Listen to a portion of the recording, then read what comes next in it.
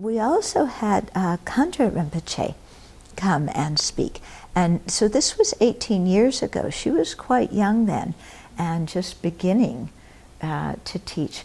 But I remember when she came, because we were all very, very used to when lamas come, they come in a car and then their entourage comes and you show them in and everything, and you're used to that. But hers, she came with her entourage full of nuns and everybody was a woman. And it was just this, oh, wow. It's like the same format, but something was different in welcoming her and her whole entourage of nuns. Yeah.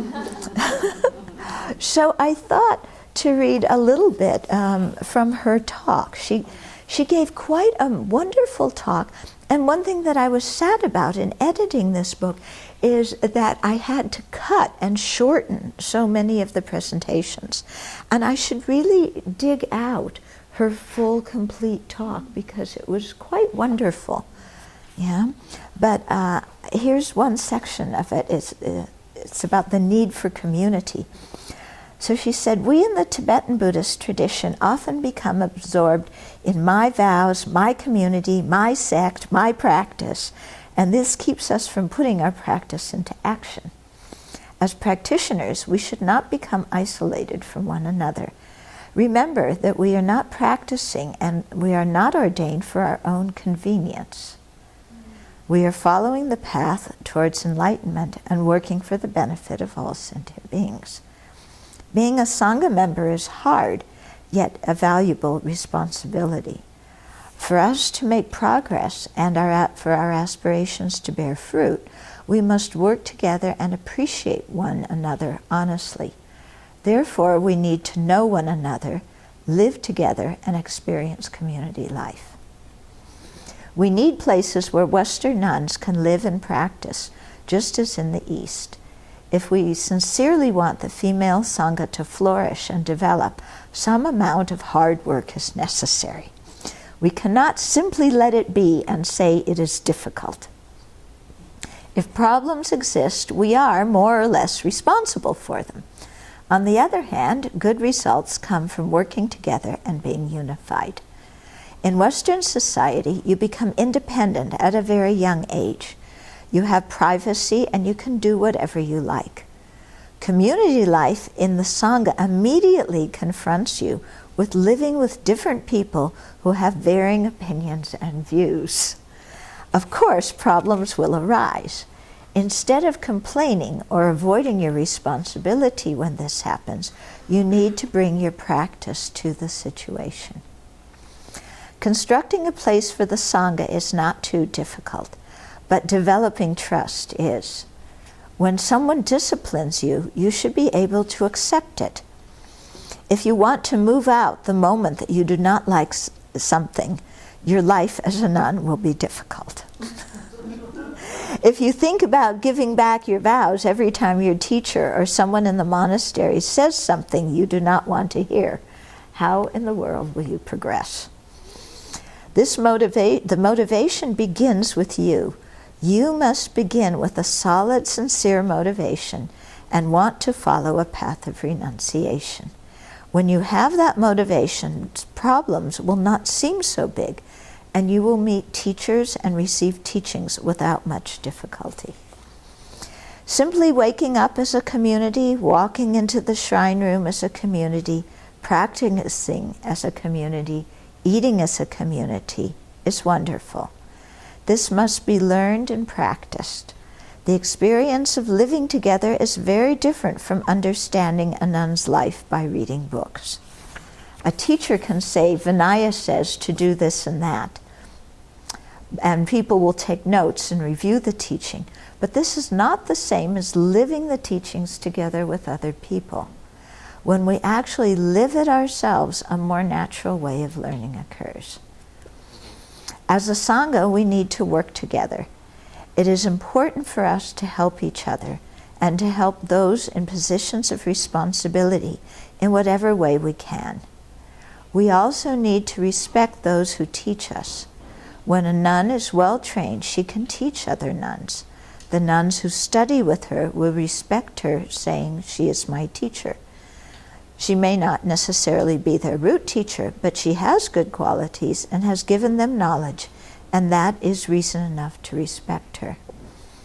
Seeing that in your lifetime you give whatever you know, see that in your lifetime you give whatever you know to at least 10 people.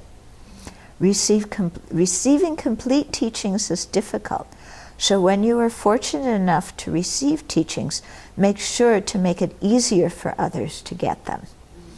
Help to improve the circumstances and to share what you learn so that others do not have to struggle as much as you did.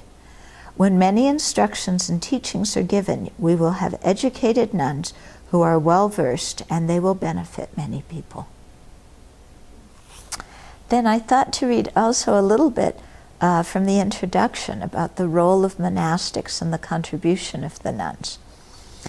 Living in the 20th and 21st centuries, we have inherited the benefit of work done by those before us. In particular, our hearts can open in gratitude for the Buddhist practitioners of previous generations, through whose kindness the teachings have been preserved in a pure form for us to enjoy today. The existence of the Buddha Dharma and of the lineage of practitioners is dependent upon many people, monastic and lay alike. The entire Buddhist community of the past is responsible for the benefits we receive today. Within that, monastics have traditionally played a special role in Buddhist societies.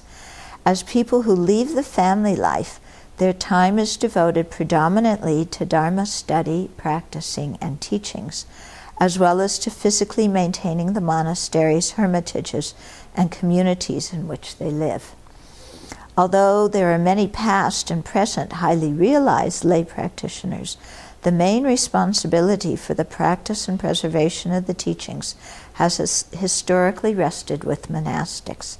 For this reason, the monastic tradition has served a vital role in previous generations and needs to be preserved in our modern societies, East and West.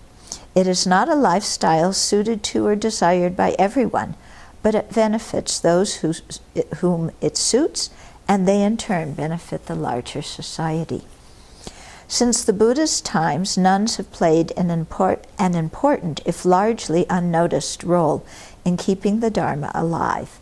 The Therigatha, or Songs of the Elder Nuns, was spoken by nuns who studied and practiced directly under the guidance of Shakyamuni Buddha. In it, they reveal their spiritual longing and achievements. Throughout the centuries and in all Buddhist societies, nuns have practiced, studied, and in many cases taught the Dharma. Due to the structure of society and the nuns' reticence to draw attention to themselves, many of their contributions have gone unnoticed. At present, we see active and vibrant Buddhist nuns in the East and the West as well.